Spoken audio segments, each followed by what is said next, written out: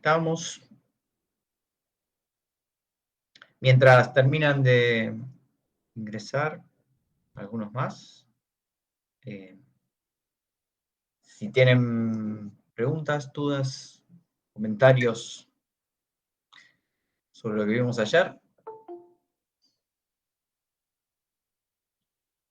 Alguien me había preguntado por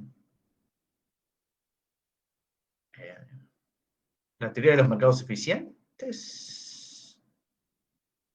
O era en otra clase, ya estoy quemado. Pablo, Sí. una cosa, yo justo no te pregunté por eso, pero el tema también me interesa. Después, ¿nos podrías compartir los papers sobre ese tema?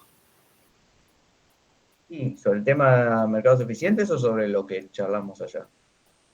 No, sobre mercados eficientes.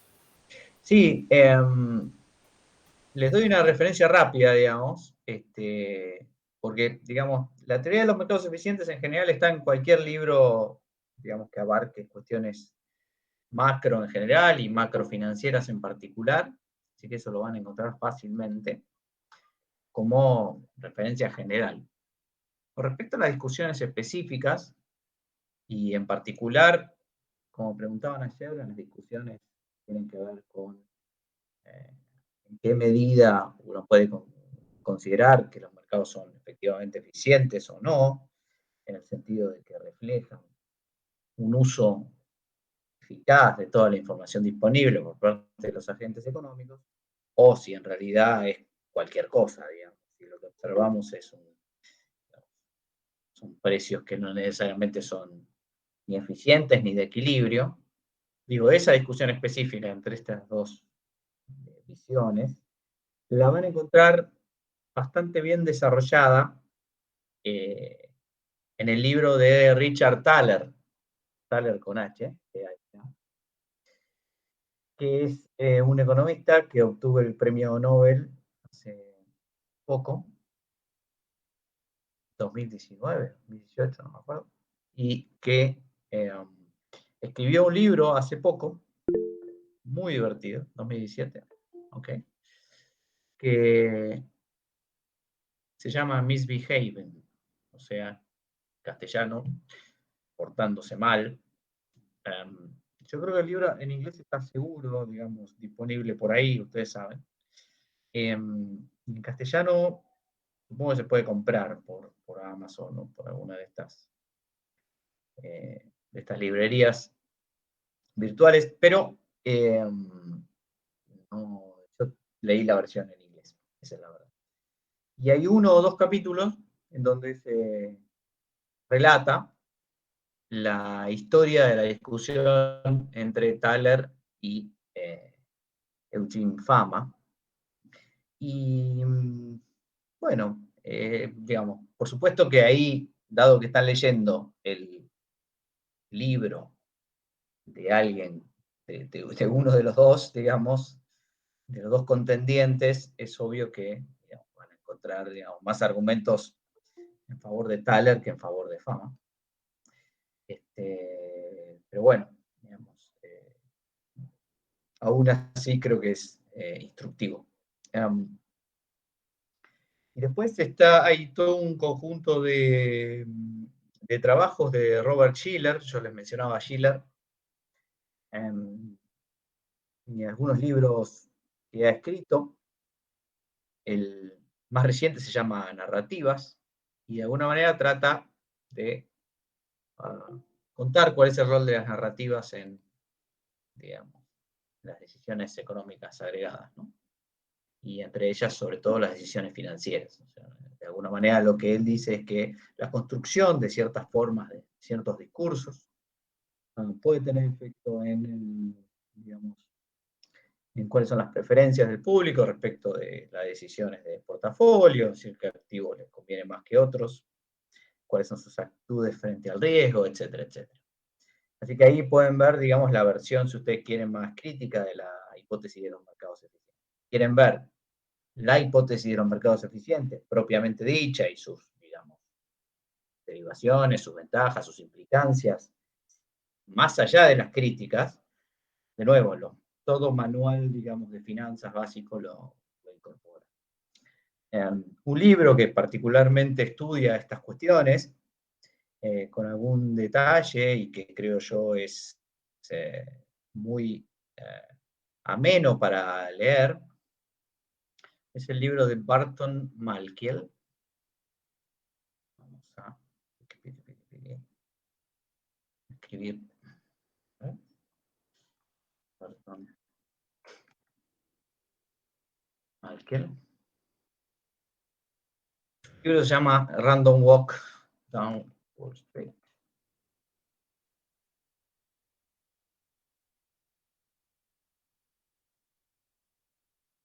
Paseo aleatorio por Wall Street. El chiste es que, bueno, paseo aleatorio es un concepto estadístico. Y en ese libro explica bien el origen, de alguna manera, de la hipótesis de los mercados eficientes y evalúa de una manera bastante, digamos, objetiva sus méritos y sus deméritos. Así que ahí pueden encontrar otro libro divulgativo sencillo. Y, por supuesto, para encontrar algunas referencias, los libros de Nassim Taleb, en particular El Cisne Negro, que es el más importante de todos, y que, digamos, introduce bien al, digamos, problema de las crisis, y en particular las crisis financieras, de una manera también muy amena y divulgativa, aunque un poco, digamos, autorreferencial. Taleb es un tipo que es muy bueno, es muy interesante lo que dice y lo que piensa, y te lo hace saber. Te hace saber que él es el que sabe. Cual, bueno, no le cae bien a todo el mundo, pero aún así creo que es súper interesante el libro y el tratamiento, sobre todo de las crisis financieras, y su mérito mayor, que es que se publicó en el año 2005-2006. O sea, un par de años antes de que ocurra una crisis de proporciones. Cisne Negro es una crisis de grandes proporciones, y de alguna manera él, sin decirlo, la pronosticó. Entonces, es por eso, de alguna manera, que hay este tipo de libros tomó tanta relevancia, y además está muy bien escrito, está muy bueno, muy interesante. Así que bueno, estas tres referencias por ahí los introducen de una manera no académica al tema, y por supuesto después están los papers académicos propiamente dichos, pero que no son muy difíciles de identificar. Si alguno quiere algún detalle en particular, me avisa y se los paso. Pero ahí van a encontrar la esencia del asunto. Y cuando vean, por ejemplo, dinero, crédito y bancos, o cuando si hacen alguna materia de finanzas, pueden quizá profundizar en la parte puramente académica.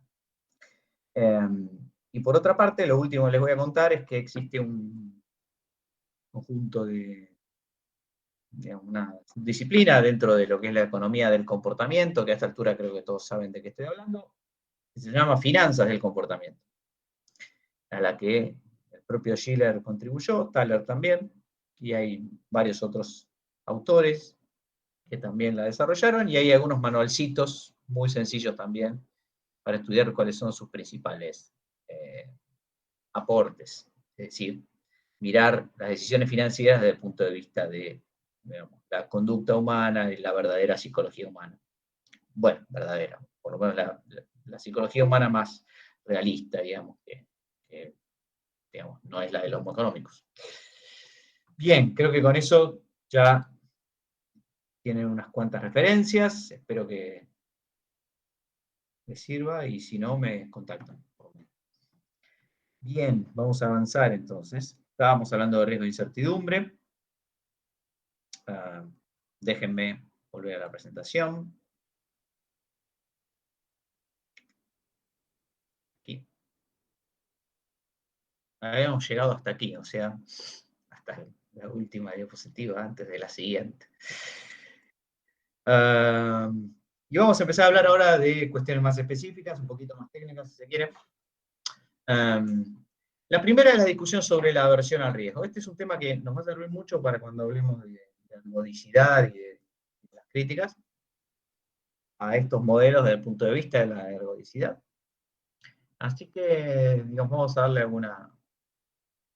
alguna importancia particular. Primero, digamos, ¿de dónde surge el problema de la aversión al riesgo? ¿Qué significa? Y a quién se le ocurrió, digamos, ¿no? ¿Y por qué? Me ha pasado mucho en muchas materias cuando yo estudiaba, hace 1000 años, que me explicaban, digamos, una teoría o un modelo o una técnica matemática o estadística, pero no me explicaban, digamos, cómo se le ocurrió a la persona que la desarrolló. Y eso está bueno, porque es la forma que vos podés, de alguna manera, entender cómo fue el razonamiento de esa persona para llegar a esa conclusión. Y en el caso de la aversión al riesgo hay una explicación interesante respecto de esta incorporación de particular, o el supuesto particular respecto a la función de utilidad esperada que estuvimos charlando, de la que estuvimos charlando ayer. Y la historia es la siguiente: en 1713, Nicolás Bernoulli, los Bernoulli son como una gran familia, digamos, hay unos cuantos, digamos, todos eran como geniecillos, propuso un juego, y dice, bueno, vos tirá un dado, si sale cara, ganás 2 dólares o lo que ustedes quieran y termina el juego. Pero si sale seca, no ganas nada y tenés derecho a tirar de nuevo. Ahora, en tu segunda tirada, si sacás una cara, ganás 4 en vez de 2. El doble de lo anterior, en general. Admitido. Y termina el juego. Pero si sale seca, pasa lo mismo. Volvés a no ganar nada y seguís jugando. Bueno, así sucesivamente. Es decir, lo vuelvo a tirar. Si me salió cara, gané 2. Si me salió seca, vuelvo a tirar. Si en la segunda salió cara, ganó 4. Si sale seca, sigo tirando. Si en la tercera sale cara, gano 8. Y si no, sale seca, sigo tirando. Si en la cuarta sale cara, gano 16. Si no, sale seca, sigo tirando. Es muy simple el juego. Y la pregunta es cuánto vale este juego. Es decir, cuánto uno debería pagar para participar en este juego. Para los que conocen el juego, conocen la solución, digamos, les pido que no participen. Pero para los que esto les parece un juego relativamente nuevo, piénsenlo en dólares si ustedes quieren, 2, 4, 8, 16 dólares. Y les pregunto, ¿cuánto pagarían por participar, de nuevo, si no conocen la solución, por este juego tan particular? ¿Cuánta plata pondrían para tener derecho a participar de este juego y ganar esta plata? ¿Alguien tiene alguna idea?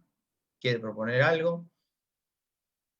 ¿No? Supóngase que yo les ofrezco esta plata y ustedes me dicen, bueno, yo quiero jugar, ¿cuánto pones? Y bueno, yo voy a poner hasta tanta plata. Más que esto no, menos que esto no, no sé. ¿Alguien tiene alguna? Digo, no quiero que resuelvan el juego, sino que contesten qué harían en una situación como esta en la que alguien les ofrece jugar a esto.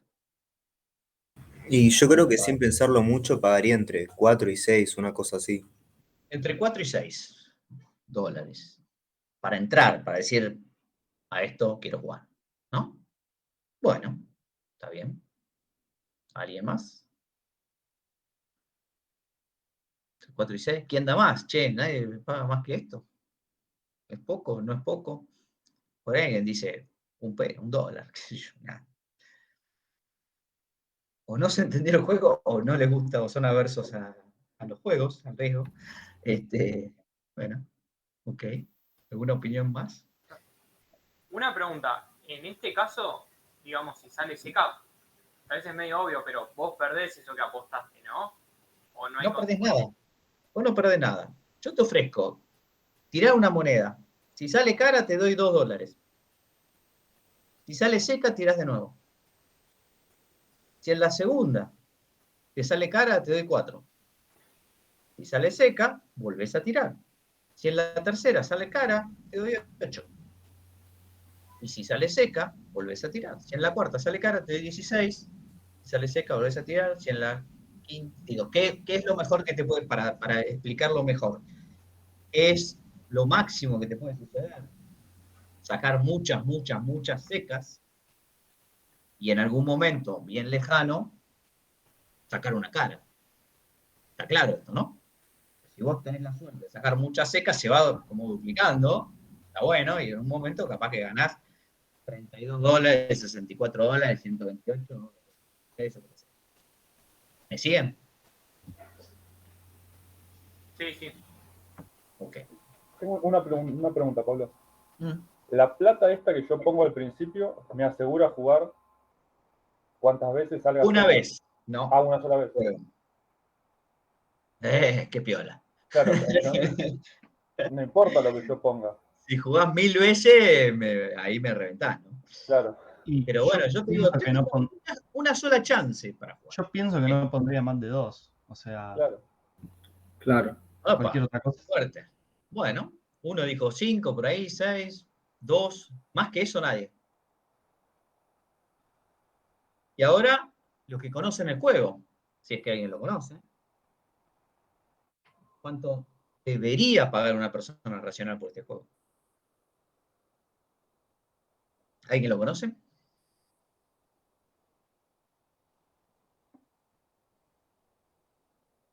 Nadie lo conoce. Eso me pone muy contento porque quiere decir que van a aprender algo nuevo. ¿Cuánto es el valor esperado de este juego? Es decir, ¿cuánto habría que pagar para que el valor esperado sea, para que lo que pague sea igual al valor esperado? Bueno, yo les voy a decir cuánto es el valor esperado de este juego. El valor esperado es la sumatoria, ¿se acuerdan de las probabilidades de que obtengas un resultado positivo multiplicado por cada uno de los eventos en el cual ganas algo? Acuérdense que los eventos en que uno gana son los eventos de cara. Y vamos a hacer este cálculo. La primera etapa vos tenés un medio de probabilidades de ganar 2. Eso vale 1. En la segunda, tiene que suceder que saques primero seca y después cara. Eso es un medio elevado al cuadrado, o sea, 1 en 4, multiplicado por 4, que es lo que vas a ganar. En la tercera, tenés una probabilidad en 8 de sacar seca, seca, cara, y por lo tanto de ganar 8, pero cobras 8. Fíjense que acá ganas 1, acá ganas 1, acá ganas 1, y así sucesivamente. Quiere decir que el valor esperado, calculado, de acuerdo a la teoría de las loterías, es infinito. En otras palabras, ustedes son personas, digamos, bueno, solo quieren ganar dinero, evidentemente, porque este juego vale infinito, pero solamente están dispuestos a pagar, algunos ni siquiera 2. Está muy bien. Y la pregunta que un poco surge de esto, que se llama la paradoja de San Petersburgo, y que puso de manifiesto Bob Bernoulli, es, muchachos y muchachas, si esto vale infinito, ¿por qué la gente no ofrece infinito? Evidentemente, esta teoría, la teoría por la cual el valor esperado es lo que tengo que calcular para obtener el valor de una lotería, el valor esperado de una lotería, no parece una alternativa muy interesante, ¿no? Y es entonces que, bueno, apareció la solución, entre comillas, que es la siguiente. Es la idea de que existe, en realidad, aversión al riesgo. ¿Qué significa que existe aversión al riesgo? Significa, volvamos a esta ecuación, que a medida que vos tenés más riqueza, el valor del dinero, de ganar algo más, es decreciente. Esto lo podemos ver en esta función de utilidad, U, que tiene la forma tradicional de nuestras funciones de utilidad de los que usamos los economistas, y que se usa también para la función de utilidad esperada, de von Neumann y Morgenstern. U es la riqueza, y la utilidad de la riqueza, según la función tradicional de utilidad esperada, tiene esta forma cóncava, que sugiere que básicamente la utilidad del promedio es mayor al promedio de las utilidades. La utilidad del promedio es 10, es U de 10, y el promedio de las utilidades, fíjense que es un valor más pequeño, ¿sí? Y eso significa que esta curvita va por arriba. Y lo que sugiere esto, básicamente, es que en la medida que vos tenés más y más riquezas, tu utilidad por ganar más plata es menor. Y de alguna manera, esto sugiere que la utilidad de ganar mucho, por decirlo de alguna manera, o de ganar una misma cantidad cuando tenés mucha plata y cuando tenés poca plata, son diferentes. Y, en otras palabras, la utilidad es decreciente, crece a tasa decreciente. Por una razón, si ustedes quieren, intuitiva, psicológica. Pero la idea básica es que si vos sos rico, $100 más, no te cambian el perímetro, pero si vos tenés muy poco dinero, $100 más representa mucha utilidad. Entonces, fíjense que acá, pasar de 5 a 10 implica, digamos, un salto importante de la utilidad, pero una vez que tenés 10, pasar de 10 a 15 ya no te genera tanta utilidad como antes. Eso quiere decir que las utilidades superiores en esta ecuación, cuando uno aplica la utilidad en el medio, eso implicaría que estos valores, estas ganancias, se van volviendo menos y menos relevantes, porque se supone que el individuo es más rico. Y entonces, de alguna manera, la solución de la paradoja de San Petersburgo es, bueno, ponderar menos las ganancias más grandes, básicamente basados en la idea de que la gente tiene esta función de utilidad decreciente, que refleja el concepto de aversión al riesgo. ¿Por qué aversión al riesgo? Porque, bueno, digamos, se supone que si yo, que yo para jugar no necesito solamente un promedio ponderado de las dos apuestas, sino que para mi función de utilidad exijo más que eso. O sea que yo para jugar a un juego, ese juego no tiene que ser un juego que sea equivalente, en donde su valor esperado sea 0, sino que me tenés que dar un poco más. ¿Sí? O sea que si vos me decís, si sale cara, ganás 100, y si sale seca, perdés 100, ese juego yo no lo voy a aceptar porque soy averso al riesgo, y lo que voy a pedir es que, de alguna manera, me compenses esa aversión al riesgo, dándome a elegir una lotería o una apuesta que tenga un valor esperado positivo. ¿Para qué? Para compensar mi aversión al riesgo. ¿Sí? De nuevo, digo, ¿de dónde sale esta idea? O sea, ¿ustedes están de acuerdo con la idea de que una persona rica, $100 más, $100 menos, le da lo mismo? Yo sí estoy de acuerdo. O sea, me parece perfectamente natural esa idea y me parece perfectamente intuitiva. Lo que no me parece es que sea perfectamente axiomática. ¿Qué quiero decir con esto? Quiero decir que en realidad, detrás de esa idea de aversión al riesgo, no aparece en particular ningún axioma matemático ni lógico, sino una percepción particular, probablemente errónea, por parte de un individuo que, por razones psicológicas o de otra índole, considera que $100 valen más cuando tiene poco que cuando tiene mucho. Pero no hay ninguna razón lógica por la cual uno pueda justificar esto. En otras palabras, uno tiende a pensar que la aversión al riesgo no es una característica lógico-matemática de esta función de utilidad, sino una salida, un argumento ad hoc, un argumento fuera de lo, digamos, de lo lógico-matemático, que me sirve para resolver problemas como el de recién, pero que en realidad está basado en una intuición psicológica, si ustedes quieren. y no tanto en un axioma formal. ¿Okay? Bueno, por supuesto, esto alguien puede pensar diferente y darme argumentos para decir que no, que en realidad hay una razón matemática. Yo realmente no la encuentro. Y lo que creo es que realmente uno utiliza este tipo de funciones porque, bueno, le sirve para resolver problemas. No es que esta idea esté mal, pero recuerden que no forma parte del conjunto de axiomas lógico-matemáticos necesarios para la teoría de la utilidad esperada.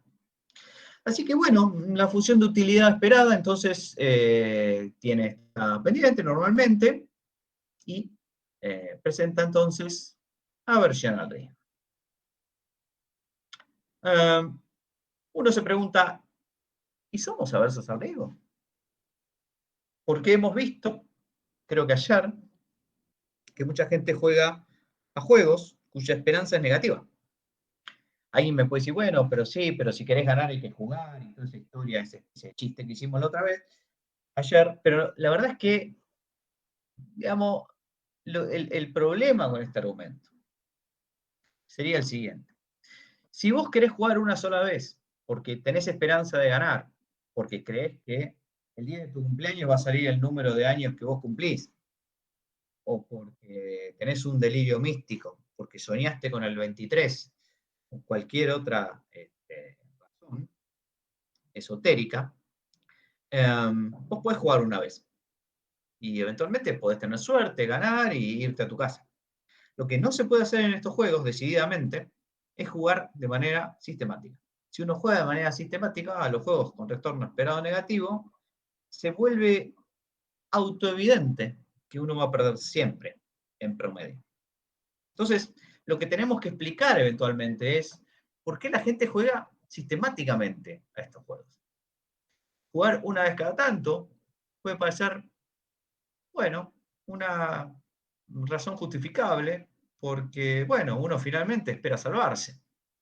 Ahora, si vos jugás durante mucho, mucho tiempo, de manera sistemática, y pensás ganar un valor esperado positivo, te estás equivocando. Déjenme distinguir dos tipos de apuestas. Una son las apuestas bajas y otras son las apuestas altas. Uno puede jugar toda la vida al gordo de Navidad, que es, digamos, un premio muy elevado. Se juega una vez por año, puede jugar mucha gente, etcétera, etcétera. Y no llegar nunca a la repetición de tal manera de que se reflejen las estadísticas. ¿Qué quiero decir con esto? Nunca vas a terminar perdiendo una gran cantidad de dinero, porque se juega por año, porque además el valor esperado del retorno es tan alto que, digamos, en promedio siempre tenés como una esperanza de, en cualquier momento que lo ganes vas a ganar plata. Ahora, si vos me jugás al número 23 de manera sistemática, todos los meses o todos los días, como hacen algunos, entonces no tengo más que decirte que sos una persona completamente irracional y que si vos creés que tenés un valor esperado positivo, estás haciendo malas cuentas. Entonces, de alguna manera uno se pregunta si somos aversos al riesgo, y una posible respuesta a esta actitud es que en realidad somos propensos a arriesgar. A la gente le gusta arriesgar permanentemente. Bueno, eso justificaría que uno juegue a juegos que son actuarialmente o con valor esperado negativo, por supuesto. Pero estamos diciendo que la utilidad es convexa y que por lo tanto, tiene forma, digamos, tiene una velocidad marginal decreciente, y por lo tanto lo que estamos diciendo acá es que efectivamente hay aversión al riesgo. Esto no parece consistente. Pero no solo ocurre con la quiniela esto. La gente invierte en negocios completamente novedosos. La gente lo hace incluso contra riesgos que son gigantescos. Muchas veces mal informado por los libros que hablan de éxitos extraordinarios de un puñado de gente y que no establecen claramente cuáles son las chances de que te vaya bien. La gente apuesta muchas veces a su capital humano, a ser una estrella de la música o del arte o del fútbol, que son profesiones que tienen una enorme volatilidad, un enorme riesgo, y en vez de estudiar a ser dentista, que es una profesión mucho más segura, que seguramente tiene un mayor retorno medio, incluso con menos desvío. Ahora, la gente hace esto igual. Entonces la pregunta es, ¿somos propensos en realidad al riesgo? ¿Está mal esa función de utilidad? Y la respuesta es más o menos, porque en un montón de otras cosas, efectivamente sí, parece que somos aversos al riesgo, como cuando compramos seguros, en donde efectivamente, para que la aseguradora tenga un beneficio, vas a tener que ser averso al riesgo, porque si no, digamos, la apuesta sería actuarialmente justa, y entonces nadie ganaría. Y sin embargo los compramos igual. Hay algo en la tranquilidad que también forma parte de la psicología humana, y por lo tanto, es posible que en muchas otras decisiones, que quizá, digamos, hay un grupo de gente que hace esto, pero la mayoría, una gran mayoría, compra seguro. Friedman y Savage intentaron resolver esta aparente paradoja, y quiero que busquen y preparen, de nuevo, por si esto entra en una pregunta de examen, cómo resolvieron esta incompatibilidad. Y además, si hay críticas a esta visión de Friedman y Savage. ¿Okay? Bueno, se los dejo como referencia, anótenla para que lo investiguen. Bien, vamos a asumir entonces de aquí en más que somos aversos al riesgo, en promedio, y que, digamos, todas estas búsquedas tan locas de alguna gente son la excepción y no la regla. Como vimos, la aversión al riesgo implica concavidad de la función de utilidad. Dado que a mayor concavidad pareciera haber mayor aversión al riesgo, la primera cosa que a uno se le ocurre es, y bueno, miramos cuán cóncava es esa función de utilidad, y eso es la derivada segunda. El problema es que la derivada segunda depende de en qué lugar la estás midiendo. Depende del nivel de consumo, de riqueza. Y entonces, el coeficiente de Arrow-Pratt lo que hace es comparar la derivada segunda en relación con la pendiente de la función en ese punto. Y eso es lo que llamamos el coeficiente de Arrow-Pratt, dado que la utilidad marginal de consumo es positiva, pero la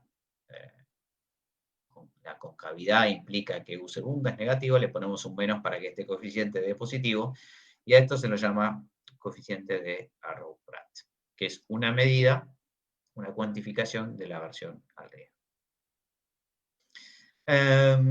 Esta expresión me asegura que para todas las loterías que conforman la función de utilidad, esa función tiene mayor riesgo que cualquier otra función. Una X, tiene mayor riesgo que cualquier otra. Con lo cual, digamos, no hay mucho problema. Pero esta medida es insuficiente. Consideren, bueno, yo acá calcule el coeficiente de Arrow-Pratt para esta función. No hace falta que lo hagan acá ahora, pero lo pueden practicar en casa. Esta medida de Arrow-Pratt no es suficiente para cuantificar el riesgo. Y esta función, que depende de X, que es el consumo, es una función que tiene una característica, que es que cuando se le mide la coeficiente de Arrow-Pratt, esta función representa lo que llamamos una función de aversión al riesgo constante y absoluto. Una función cara, muy famosa, se utiliza en muchos modelos para maximizar la utilidad esperada. El tema es que esta función específica, que tiene aversión al riesgo constante, tiene una aversión al riesgo constante, pero absoluta y no relativa. Entonces la pregunta es por qué esta función tiene una aversión al riesgo constante a lo largo de toda la función, pero absoluta y no relativa. Entonces vamos a explicar por qué esto es así. Supongamos que hay una lotería L, entonces, que tiene un coeficiente de Arrow-Pratt mayor a otra lotería L', y que le agregamos una cantidad Z cada una. Se supone que la actitud frente al riesgo no va a cambiar. Eso es lo que define el coeficiente de Arrow-Pratt. Cuando vos comparás la utilidad, la derivada segunda de la función de utilidad con la derivada primera de la función de utilidad, a lo largo de toda la función, ¿sí? Cuando vos le agregás una cantidad Z a las dos loterías, la actitud frente al riesgo no cambia. Como cuando ajustás por convexidad la utilidad marginal. Exactamente la misma idea. Pero esto no te asegura que tu actitud frente al riesgo de una lotería que te paga 1.000 o te saca 750 sea la misma si vos ganás 2.000 que si ganás 1.000.000. Fíjense que una lotería que te paga 1.000 o te saca 750 te debería reportar más utilidad, si esto fuera 50 y 50, positiva, por un valor esperado positivo, si ganás 2.000 que si ganás 1.000.000 por mes. Por el mismo argumento que dábamos antes. Para corregir por la proporcionalidad del nivel de riqueza, es que se ajusta esta medida y se multiplica por el nivel de riqueza, efectivamente, y ahí sí se obtiene el coeficiente de aversión relativo al riesgo, ¿sí? Que es simplemente el coeficiente de Arrow-Pratt multiplicado por el nivel de riqueza. Y esto te asegura, fíjense que acá está U' de X sobre X, si esto es 1 sobre la tasa de crecimiento, ¿no es cierto? Tienen que ir intentando entrar. Francisco. Perdón, una pregunta. Así que lo que haces, perdón, un segundo, es comparar la concavidad en relación no a la derivada, sino a la tasa de crecimiento dividido la tasa de crecimiento del consumo. Y eso te asegura que la aversión al riesgo sea constante, no solo a lo largo de toda la función, sino también en relación a al nivel de riqueza que tenés. Sí, te escucho. Sí, perdón. Mi duda era, lo del primer caso, sí. Lo que era absoluto, ¿podría interpretarse como cuando se hace una transformación monótona? Exactamente. Okay.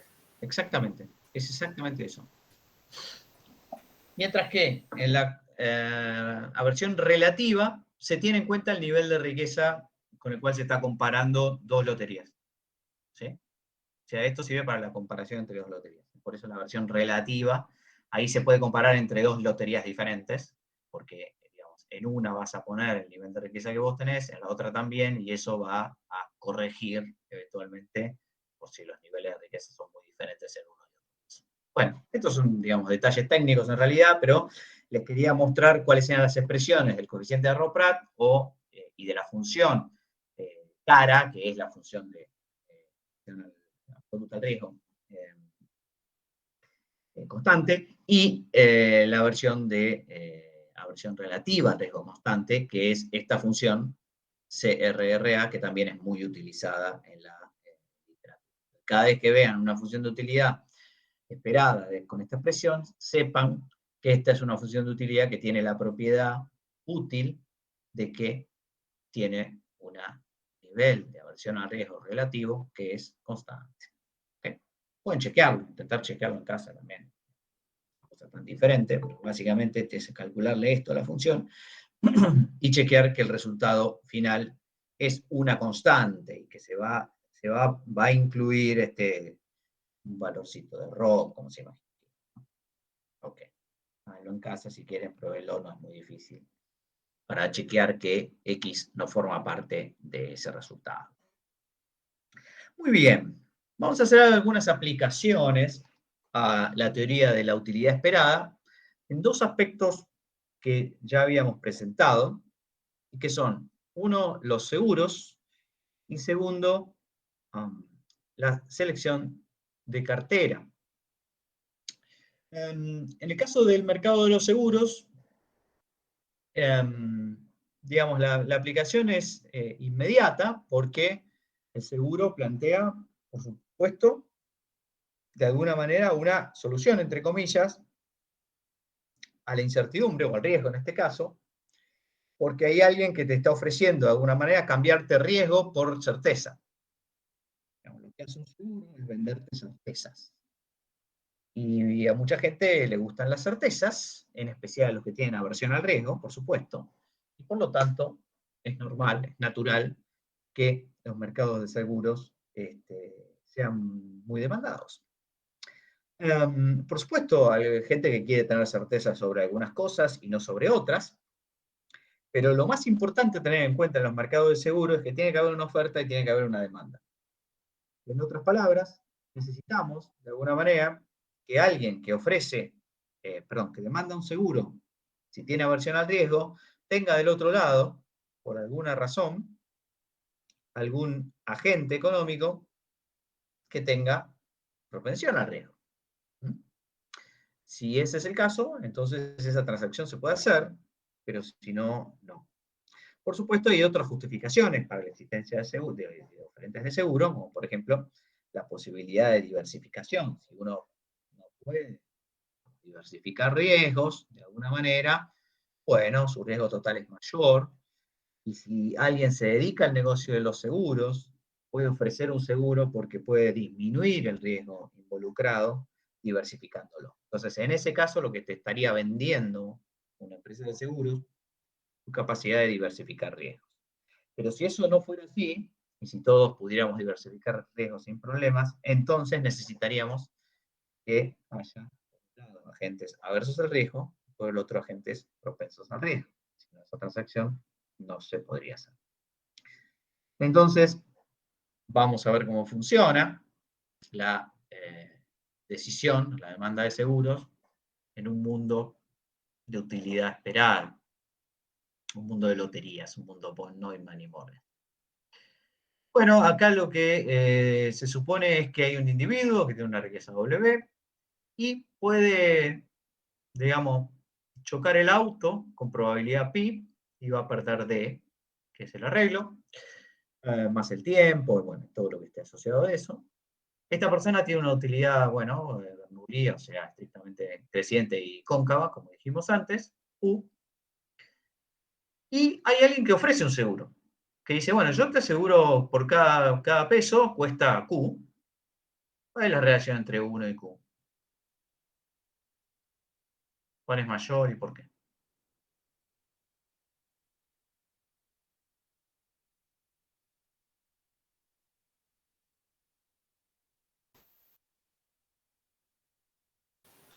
¿Qué les parece? Q es lo que pagás, la prima de seguro, ¿no? Por cada un peso. Tendría que ser menor. Y tiene que ser menor.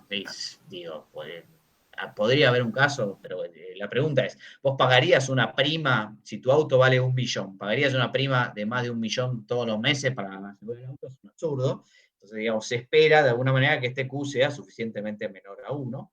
Y por supuesto, digamos, si acá esto es por peso invertido en el seguro, alfa va a ser la cantidad total que compras de seguro. O sea, alfa por Q es el total que vas a pagar de prima, que va a estar asociado con el valor que vas a asegurar. Esto es por cada peso, es Q, y alfa por Q, entonces es el total que vas a pagar por cada unidad asegurada. Entonces, si esto es, por ejemplo, 15, bueno, vas a pagar 15 veces Q, ¿no? Ese tipo de cosas.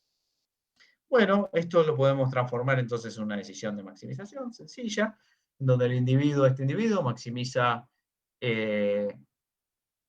esta expresión, y la variable que va a utilizar para maximizar, o sea, la variable sobre la cual va a tomar una decisión, es cuántas unidades de valor Q va a tomar. Esa cantidad de unidades va a ser alfa, y alfa tiene que ser, por supuesto, mayor o igual que 0.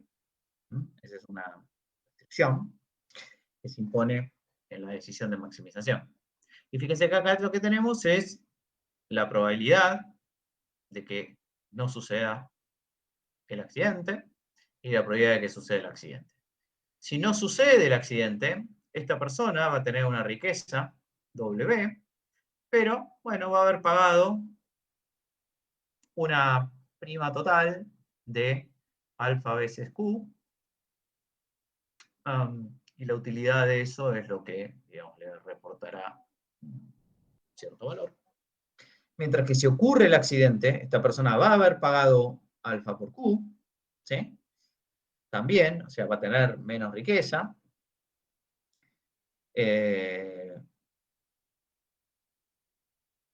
Pero, perdón, esto es la probabilidad pi es de que ocurra una pérdida D, correcto, es al revés, o sea, la probabilidad pi es de que suceda el accidente, ¿no es cierto? Si no sucede el accidente, bueno, esta es la riqueza neta que vas a tener en ese estado del mundo, pero si sucede el accidente, entonces vas a tener tu riqueza, menos lo que pagaste, ¿sí? Menos lo que perdiste,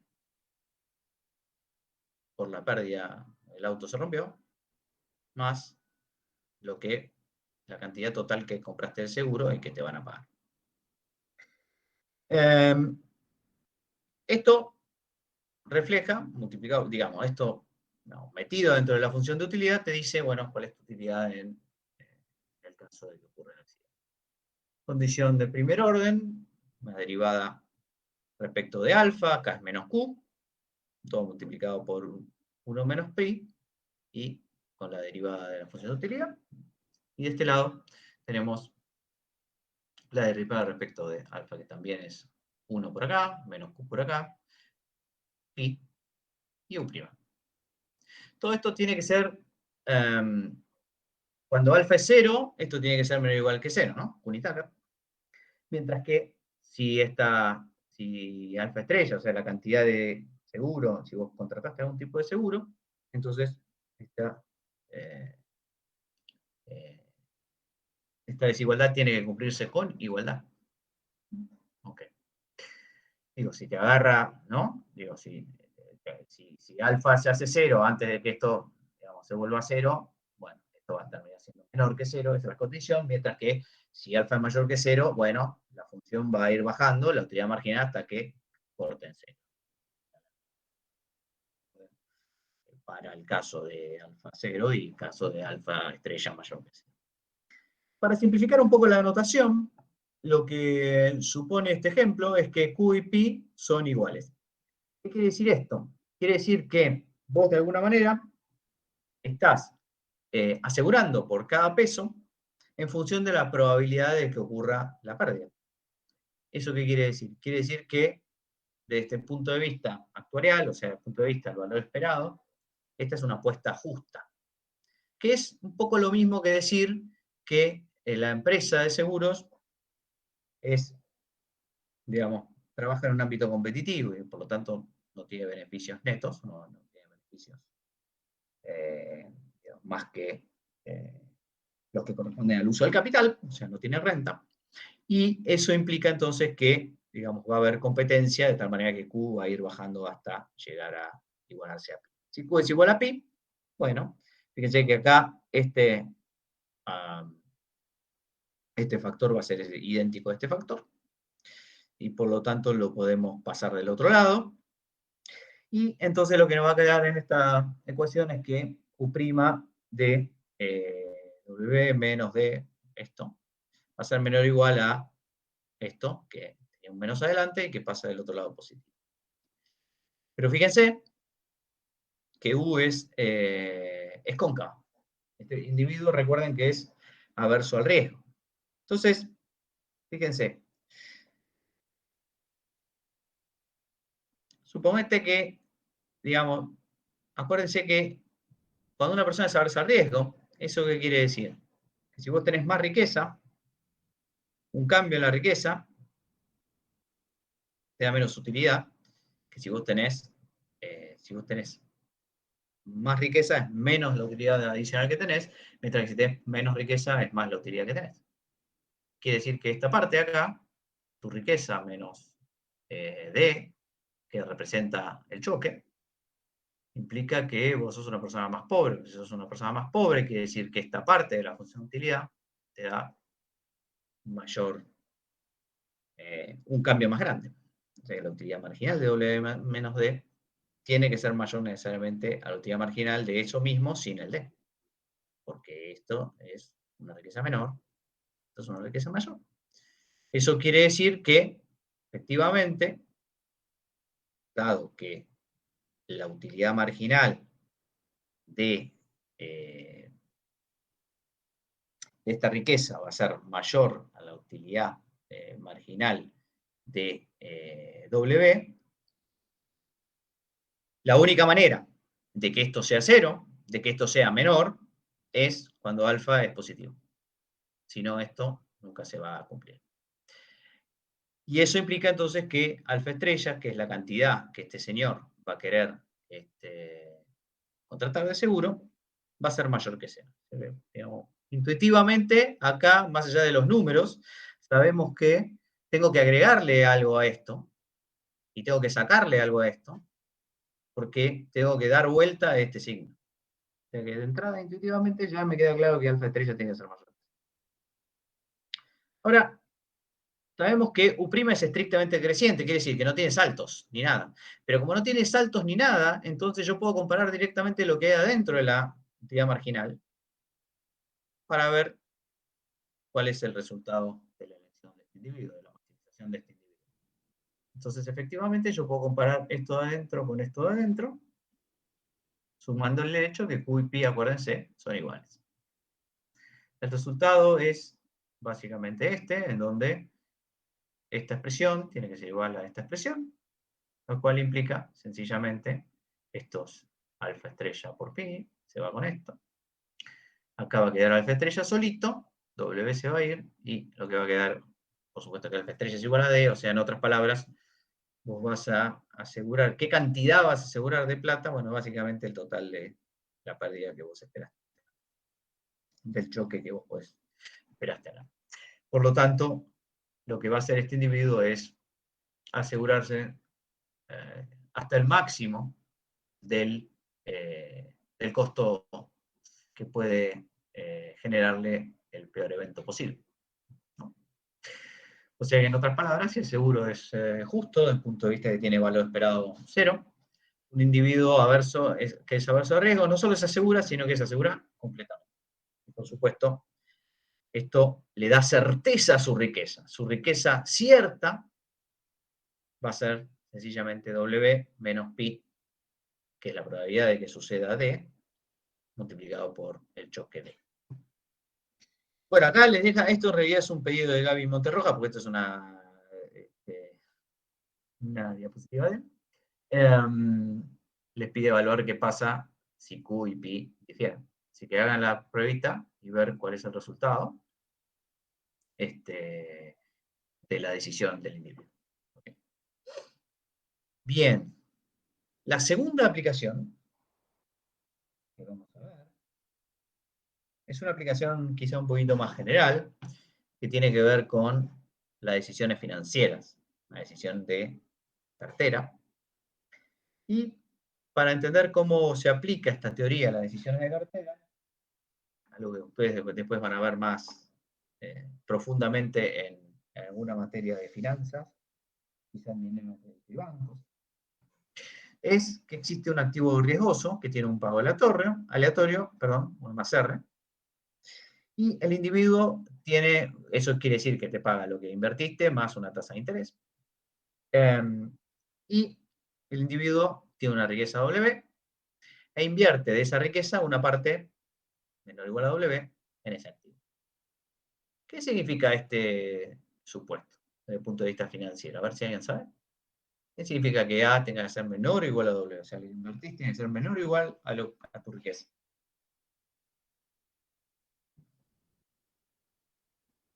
¿Qué estamos suponiendo? Que nos endeuda para comprar el activo. Exactamente. Que no hay capacidad de endeudamiento para comprar ese activo, ¿no es cierto? O sea, ¿alguien sabe cómo se llama eso? Únicamente, ¿cómo le dicen en la jerga de las finanzas a endeudarse para comprar un activo? ¿No es apalancamiento? Exactamente, muy bien, apalancamiento o leverage, como ponen muy bien ahí en inglés. Leverage es más canchero, si van a una fiesta, digan leverage. Ok. ¿Cuál es el retorno neto entonces de esta estrategia de este señor o señora? Es básicamente que va a tener su riqueza menos lo que invirtió, más lo que invirtió multiplicado por este pago aleatorio, que obviamente es tachando las dos a W más R. lo que queremos es maximizar la utilidad de esto. Recuerden que este señor no maximiza plata, este señor maximiza utilidad.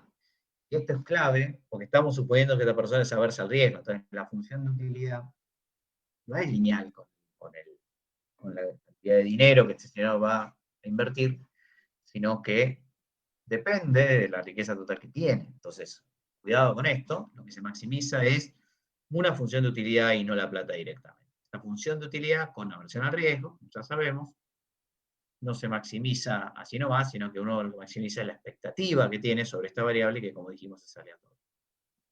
W es la riqueza que vas a tener, A por R es el retorno que vas a tener después de invertir en una cantidad.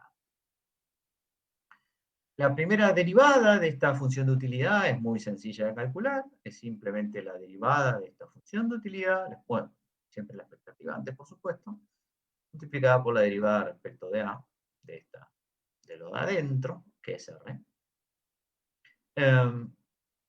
Y la segunda derivada, de nuevo, digamos, el mismo proceso, que es multiplicado por R cuadrado.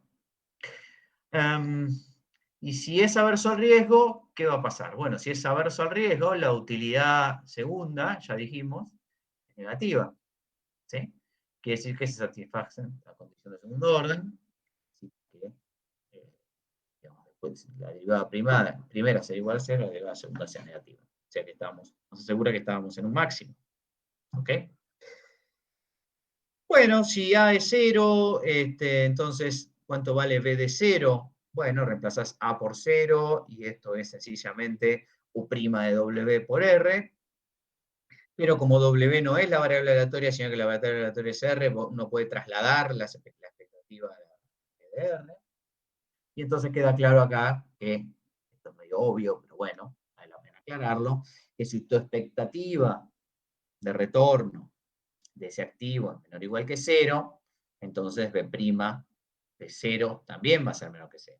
Y entonces, obviamente, no vas a invertir nada en ese activo. Esto es perfectamente intuitivo. Me dice, bueno, la esperanza promedio negativa, no voy a poner un mango en ese activo, no voy a ser tan tonto. Así que eso, digamos, queda claro desde el principio. Mientras que la contrariedad también es cierta. O sea, vos vas a, si tu esperanza de retorno es positiva, entonces algo de esto tenés que invertir. Condición de optabilidad es igual a la derivada primera a 0. De modo tal que la utilidad marginal esperada de la riqueza sea igual a 0. Perfecto. Les voy a pedir a esta altura un favorcito. Si no se molestan, dejo de presentar un segundo. Ahí está. Si me esperan un minuto, paso al baño y vengo.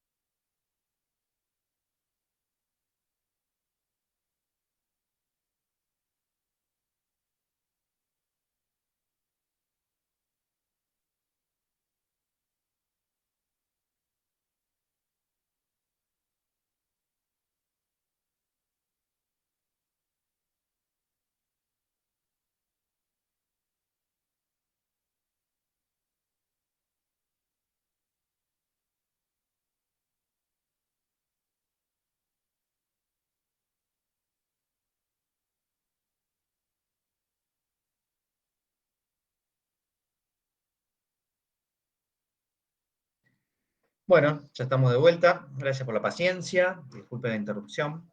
Vuelvo entonces a compartirles. Estamos viendo la aplicación de esta teoría de la utilidad esperada a las decisiones de riesgo basadas en activos, que por supuesto se caracterizan por tener riesgo, ¿no? Muy bien, y habíamos visto las condiciones de optimalidad para un activo único, sencillo, con pago aleatorio R.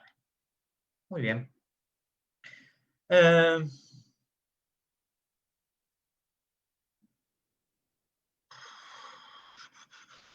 Bueno, esto no lo vamos a ver porque es un poco aburrido, pero tiene que ver con la idea de asociar, de que les voy a dar la intuición y después les dejo la filmina si lo quieren ver, pero esto lo pueden ver también en el variant. Lo que hace esto es demostrar, de alguna manera, que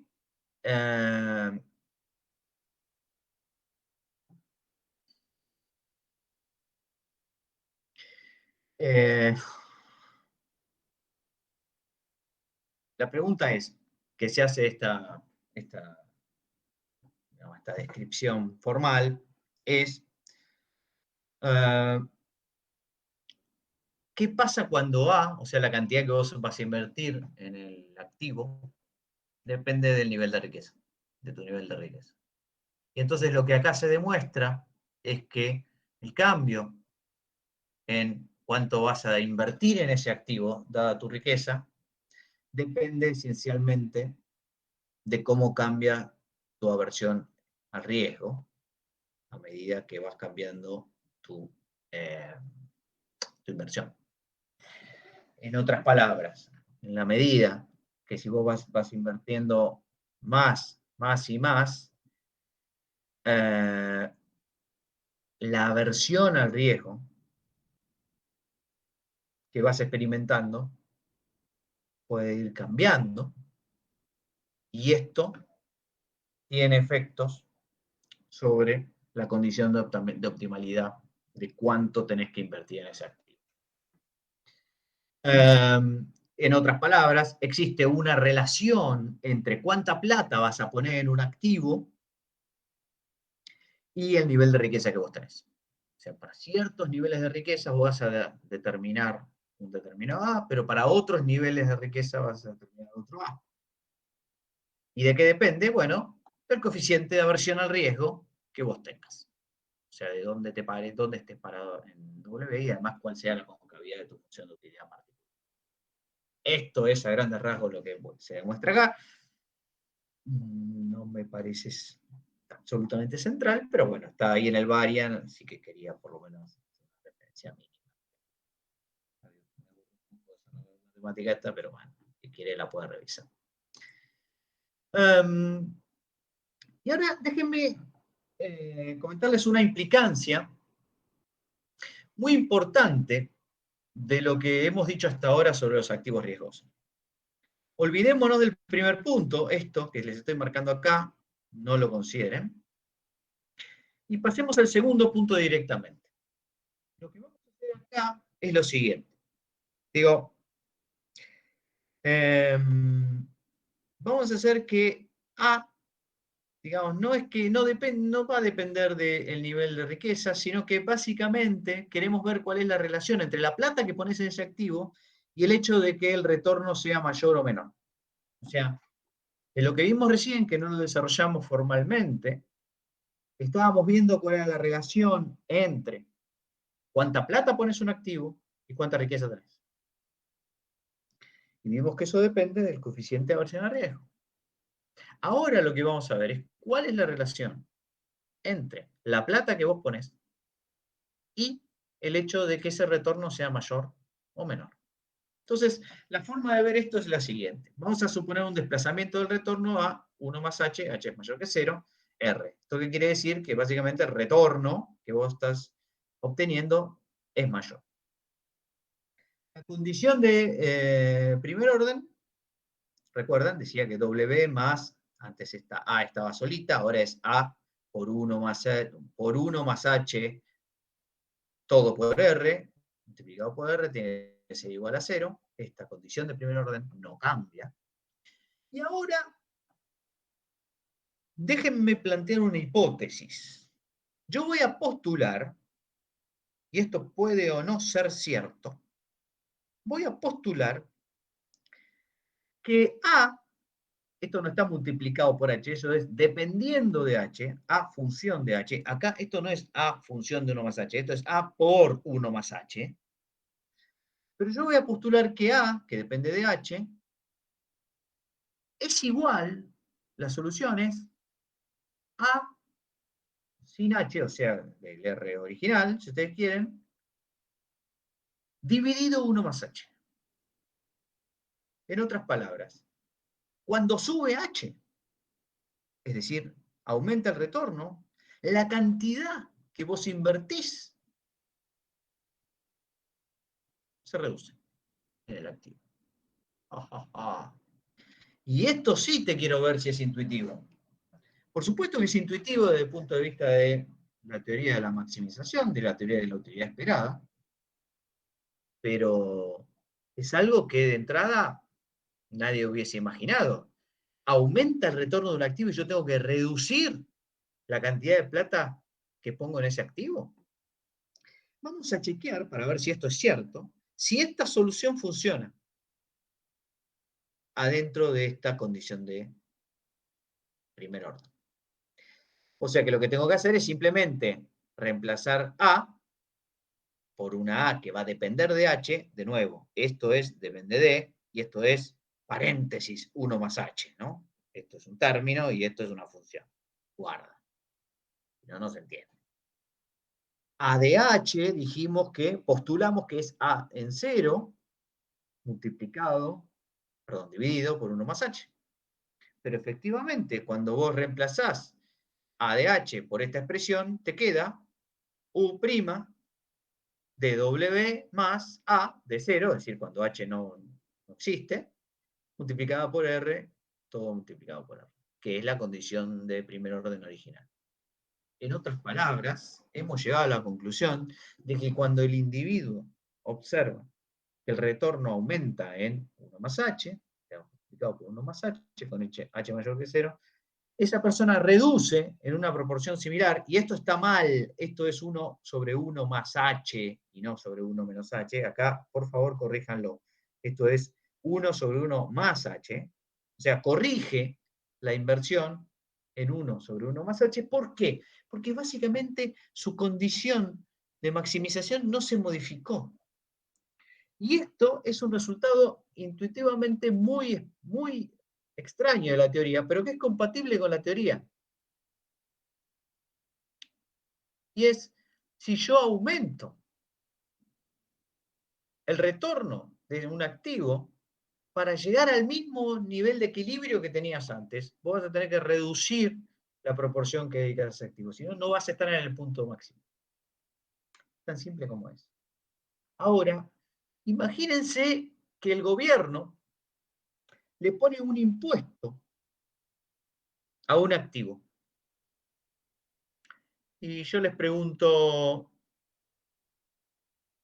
¿qué está pasando con H ahí?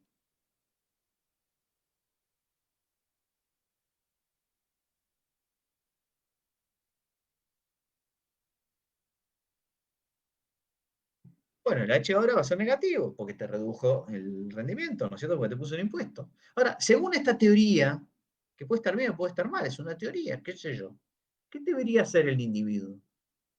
Lo que debería hacer es compensar esta caída de H y aumentar su A, o sea, la cantidad de activos que va a colocar en ese activo. Entonces, lo que tenemos es como una conclusión un poco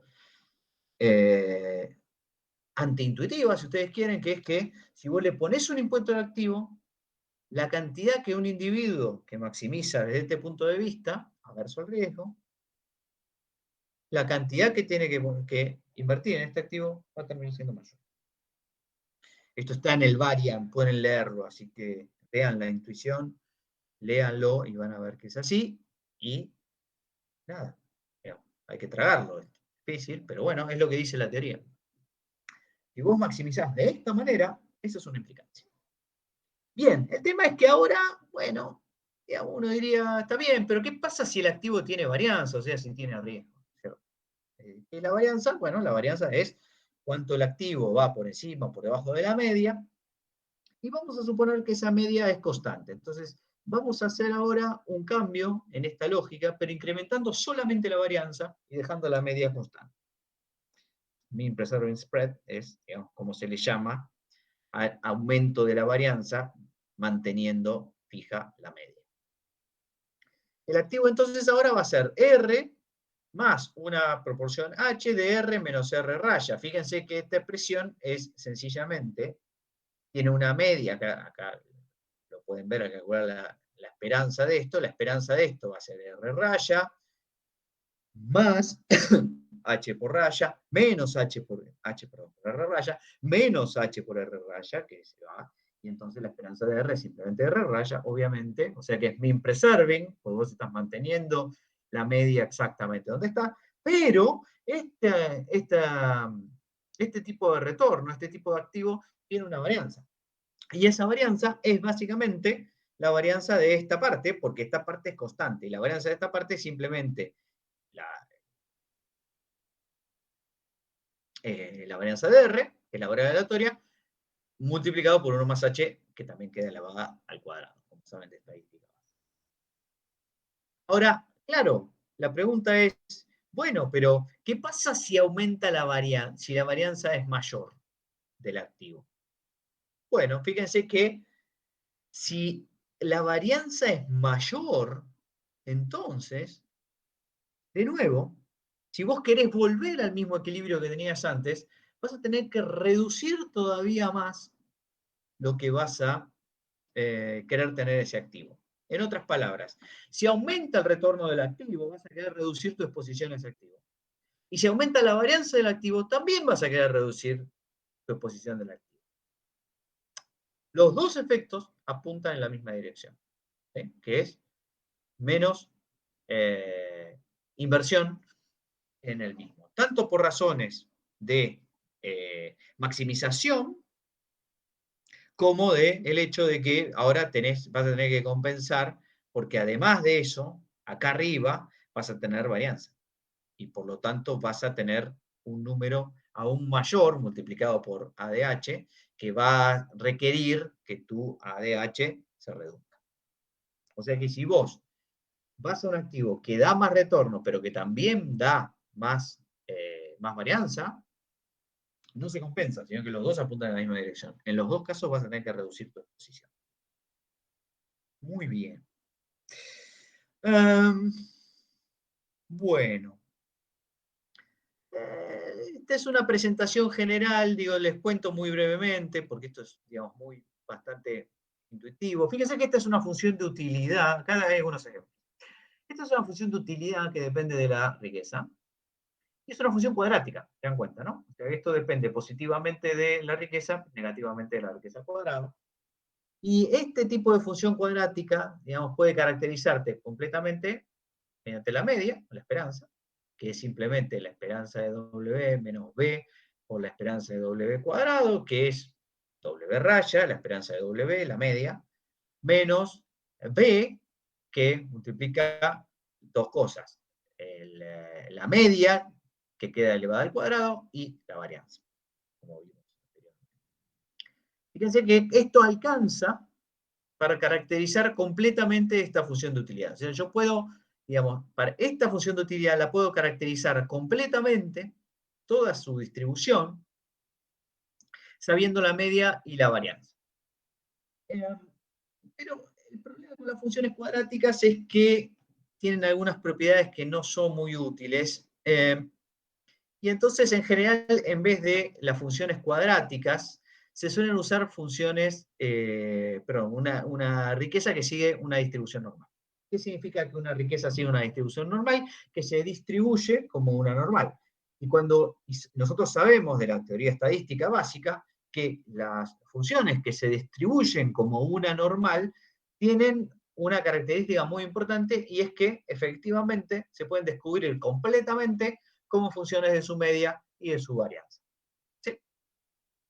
Por ejemplo, esta función típicamente, menos C, digamos que es una log normal en realidad, se puede caracterizar como una normal con media menos RW y R cuadrado sigma cuadrado W como varianza.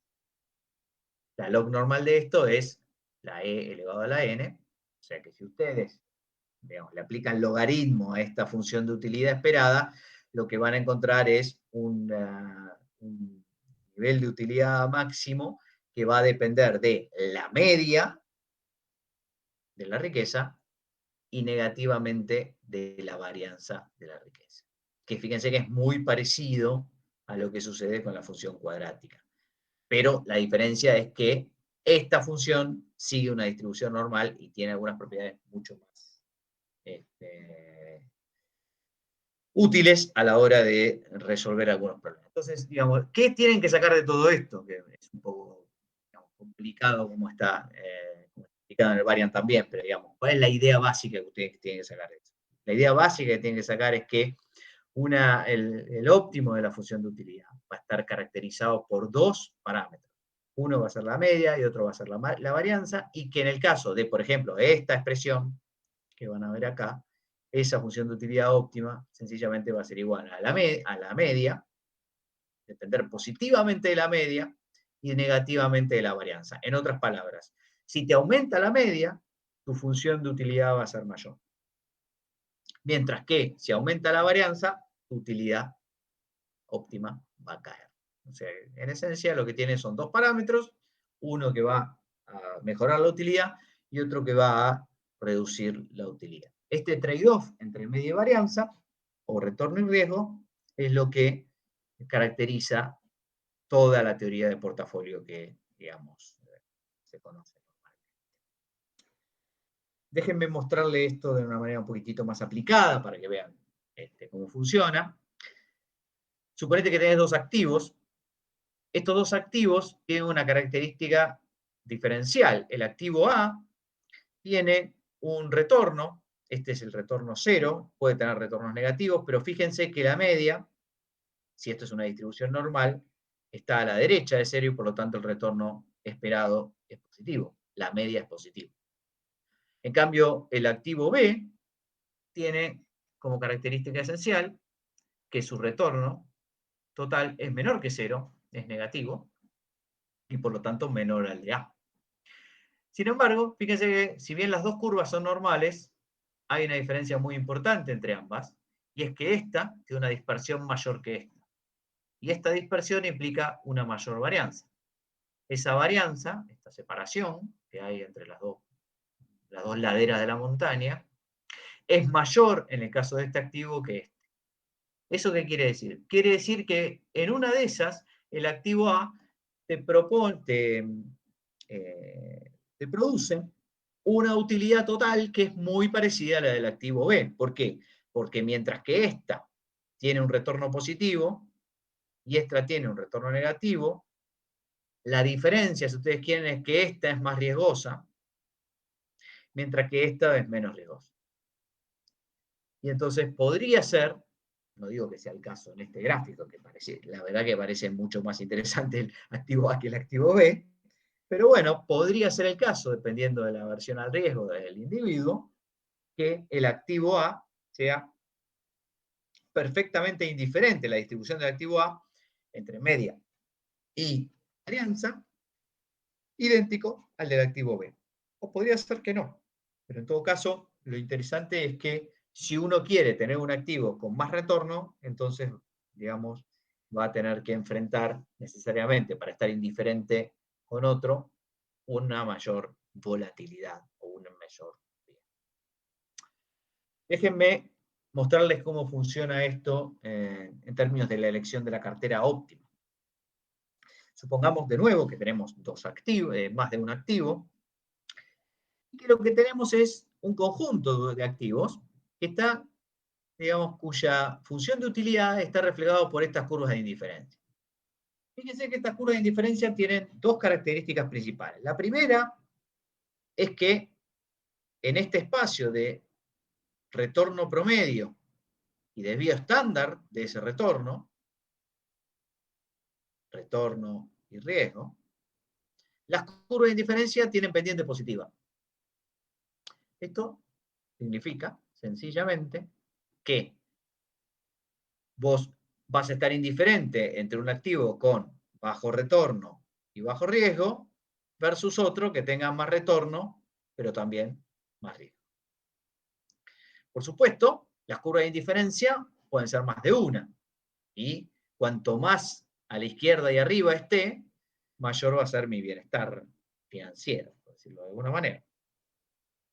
Lo que pasa es que yo no puedo alcanzar cualquier curva de indiferencia porque tengo una restricción presupuestaria, un ingreso total para invertir en estos activos. Y por lo tanto, esa restricción presupuestaria, la línea presupuestaria, va a definir la máxima curva de indiferencia que puedo alcanzar. Esta restricción presupuestaria que encuentran acá tiene las siguientes características. Fíjense que acá lo que tenemos es RF. ¿Qué significa RF? A ver, ¿quién se le ocurre que puede significar?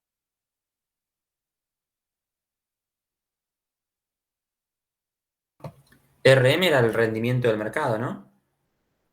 RM es el rendimiento del activo M.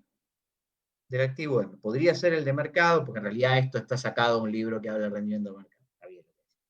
Pero empecemos por el principio, que es este punto donde corta el eje de ordenadas y que le pusieron RF. ¿Qué significa esto? Esa es la tasa libre de riesgo, ¿no? Exacto, muy bien. Pues se llama risk free, por eso la F.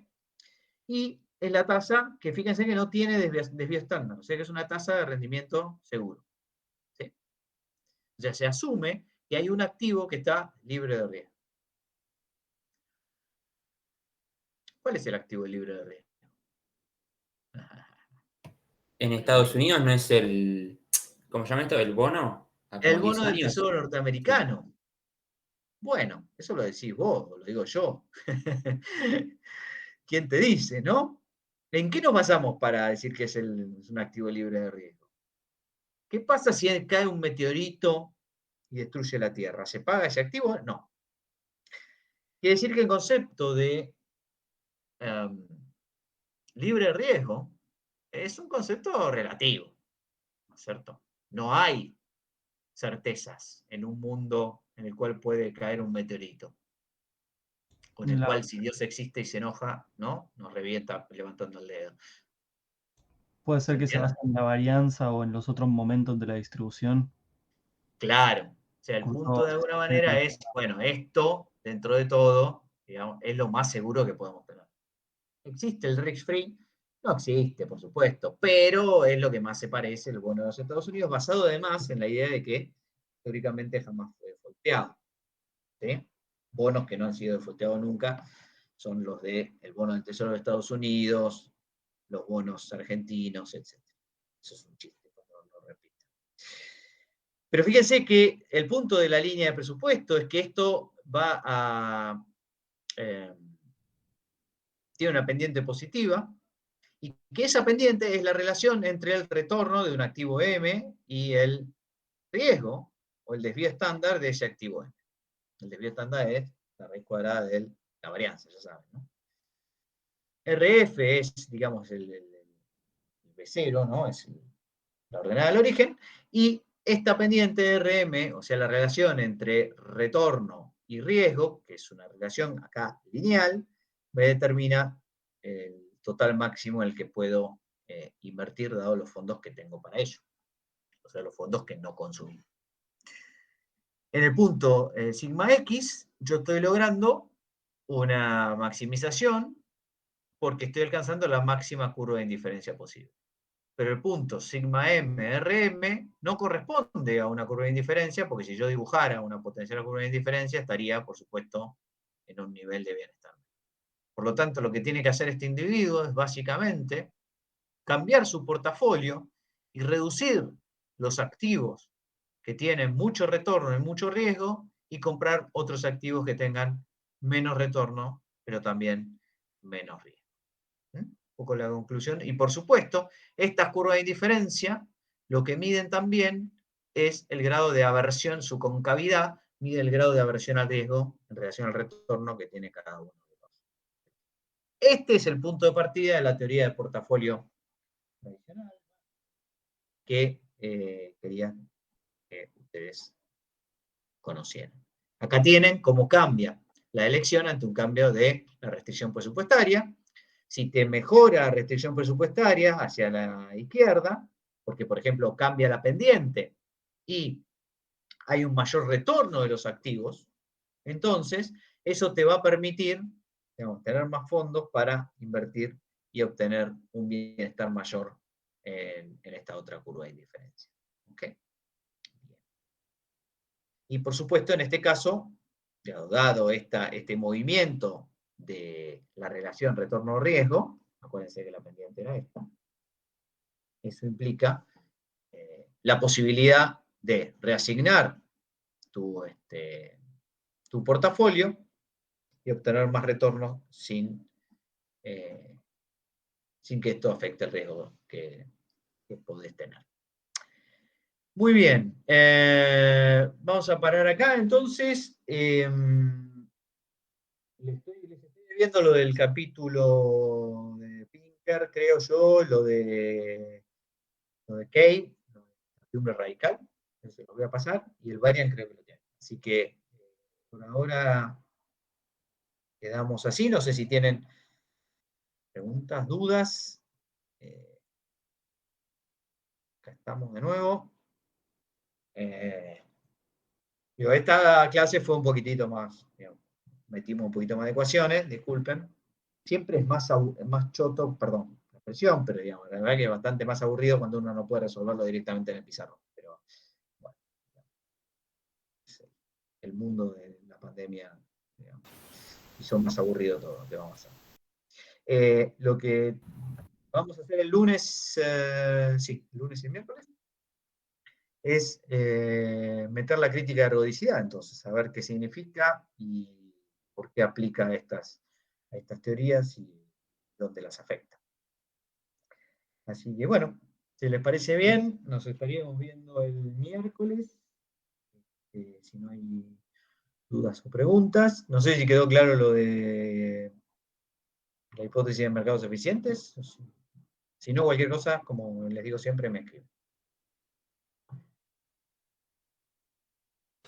Yo tengo una duda más que nada general. Con los casos que vimos recién, ¿qué pasaría cuando tenés capacidad de endeudamiento o cuando tenés, digamos, cosas que minimizan un poco el riesgo? Por ejemplo, las opciones. Bueno, cuando vos aumentás, digamos, la cantidad de activos de los cuales disponés y que de alguna manera te modifican la relación retorno-riesgo, lo que sucede es que esa restricción presupuestaria que veías, o la línea presupuestaria que veías, se te modifica. Porque básicamente el retorno promedio de los activos en los cuales vos estás invirtiendo puede ser mayor. En ese caso, va a pasar lo que vimos en el último gráfico, que es que esa restricción se va a poner más vertical y te va a permitir alcanzar una curva de indiferencia mayor. O sea, lo que vos me estás diciendo es, mira, hay una nueva tecnología financiera que te asegura más retorno y menos riesgo. Fantástico. Quiere decir entonces que mi línea de restricción se ha corrido y que ahora tengo acceso a activos que eran igual de riesgosos, pero con más retorno. Sencillito. ¿Sí? Cambió la tecnología. Muchas veces, te quiero decir, eso es ilusorio. Y ahí aparecen Schiller, Thaler, diciendo, mirá, la gente cree que tiene una mejor tecnología y eso no ocurre. Y por lo tanto la gente invierte de más o no se da cuenta. Pues fíjense que toda esta teoría implica que vos conocés bien el riesgo. Pero todo el punto digamos, de Thaler y Schiller es, maestro, vos no conocés el riesgo. Y entonces, si vos no podés cuantificar el riesgo y no lo conocés y no lo tenés claro, no podés tomar una decisión así estando seguro, de alguna manera. Así que ahí hay un problema. Bueno, ¿les parece bien? Entonces el lunes la seguimos. Nada, que tengan un buen fin de semana y cualquier duda me contactan. Gracias, profe. Buen fin de Cierto. Pablo, gracias. Chao. Chao, hasta luego.